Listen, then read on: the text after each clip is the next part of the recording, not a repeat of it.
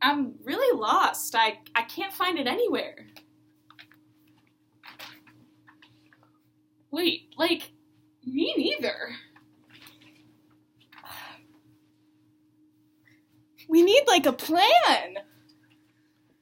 Let's start a search party!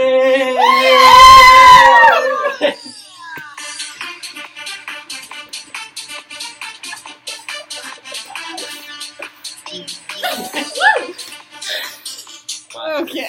Cool. All right. Here Welcome, we are. Dondi, to our second video. Welcome back. Welcome back. Dondi's Vlogs Part 2. Return to the vlogs. Return to the vlog. Please like and subscribe. Comment, Follow us. We're trying to get famous. Yeah. Anywho, let's talk about searching. Yes, so I can start my process searching. It's been kind of hard because the area, we talk about what like our area is, right? Yeah. So I'm researching the underrepresentation of Republican women, but what's interesting is that Republican women is kind of an under-researched section in the political science field, so it's kind of hard to find a lot of articles specifically pertaining to Republican women, so I kind of have to like go around it to get to what I want. So a lot of like Republican women was obviously like a key search word, but also kind of like culture and party or like partisanship, things like that, because I'm also trying to understand like how the images of the party like can contribute to this underrepresentation. I've definitely been using my mentor as a source, so they've given me a couple good authors who are pretty prominent in the field of gender representation. My mentor actually has a lot of works himself, so I'm going to try and read one of his books that he wrote called it's about women and why they don't run for office. It was written a little bit ago, but like the methodology is similar to what I want to do, but that's what I've been doing. I'll pass it over.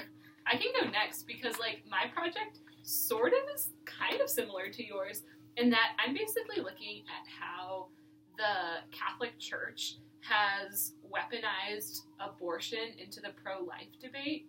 And it kind of, like, follows a little bit with, like, what you're saying with, like, the whole representation of, like, an institution's values and then, like, the actual,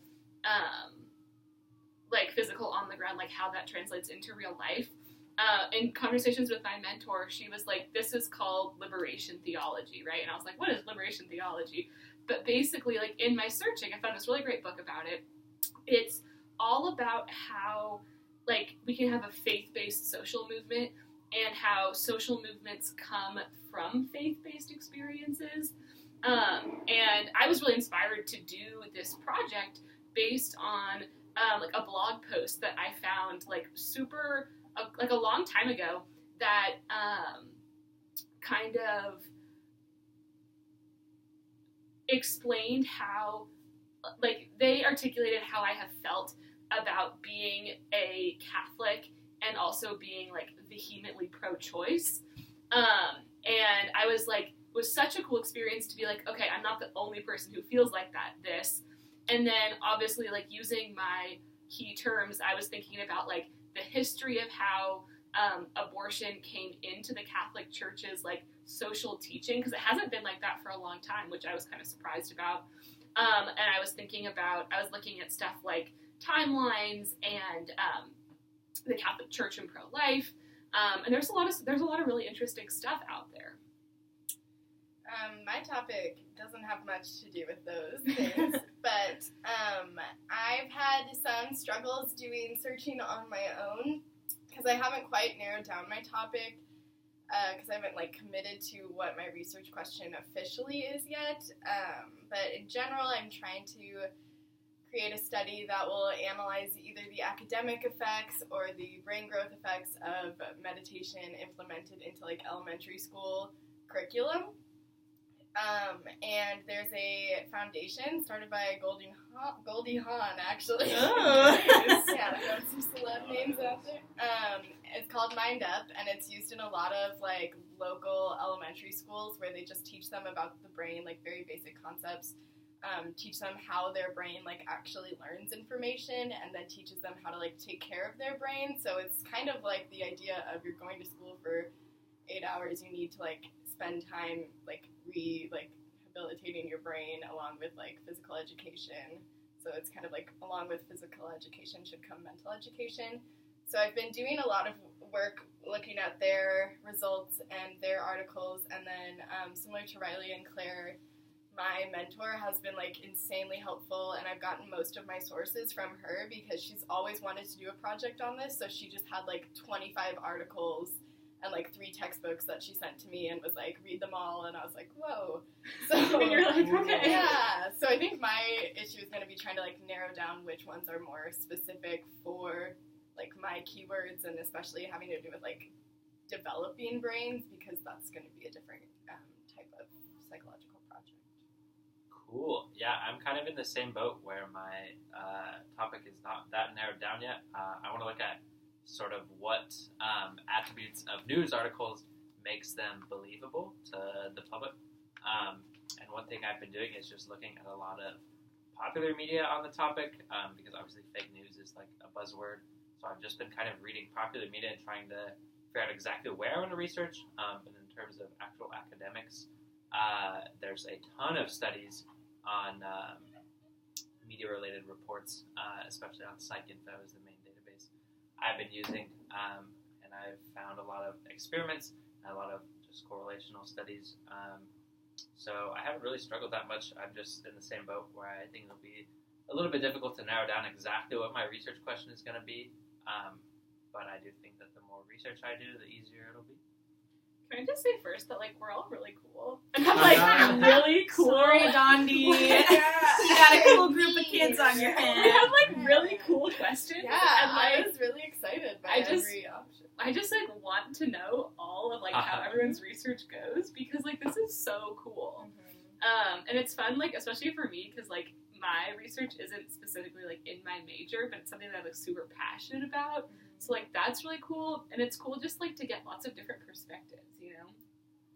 I also think it's interesting that a lot of our projects have to do with kind of like an abstract idea, because like in mine, a lot of what I think like influences underrepresentation is like culture of the party. So we're all going to kind of have to figure out like how to measure and take data for these kind of abstract concepts, and like what sort of methods will work to measure like what are like keywords and fake news articles, or like key things that like make people think it's real, or like how can we measure like how much meditation practices or anything in schools actually like take effect. So I think that'll be interesting for all of us to kind of have to figure out.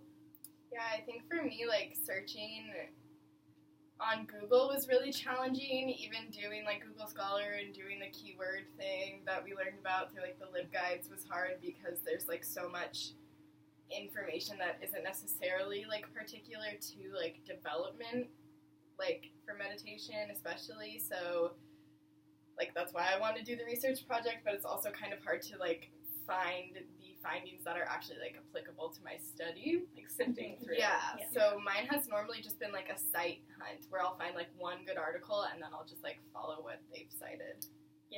I've like felt that a little bit, because like liberation theology is like a really broad topic, and it's like just how religion impacts social movements, and there are like so many social movements out there that you could like think of, like environmentalism or feminism, or like the specific thing that I'm looking at, like the abortion debate, how people interact with politics, how people interact with indigenous communities. So like just throwing like liberation theology into a search engine is just like, whoa, like there's so much there. Yeah, that's kind of how I've been too, because I mean, if I've searched like fake Fake news, yeah, even that'll in come up with so in like journal databases, it's just like it's lot. hundreds upon hundreds of Yeah. research reports. Are you trying? So is that why like PsycInfo is helpful? Because then it's more of like Yeah. a psychological point of view. PsycInfo is good because the titles are always exactly descriptive of the study, so a lot of times you can just scroll through the title pages in the search bar and like really pick out the ones that are going to be relevant, which is nice. But that's sometimes the titles are misleading. I don't know.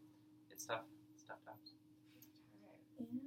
But I also like that we're all utilizing our mentors for searching. Yeah. That's pretty fun. Yeah. My On mentors the were really adventure. helpful. Thank God for Cool. the mentors. I It's been think this is great it. party. Yeah. I hope we find what we're looking for. Me too. I think we I have. The map? The map? That's what that Map. says. It says map. Yeah, I know sorry it's for- backwards. Yeah, we did it. Cool. Well, Well we're done. gonna Alright. end this episode here. We'll see you guys We'll next see week. you later. Bye. Stay classy, Stay classy, Stay classy, Donnie. Donnie.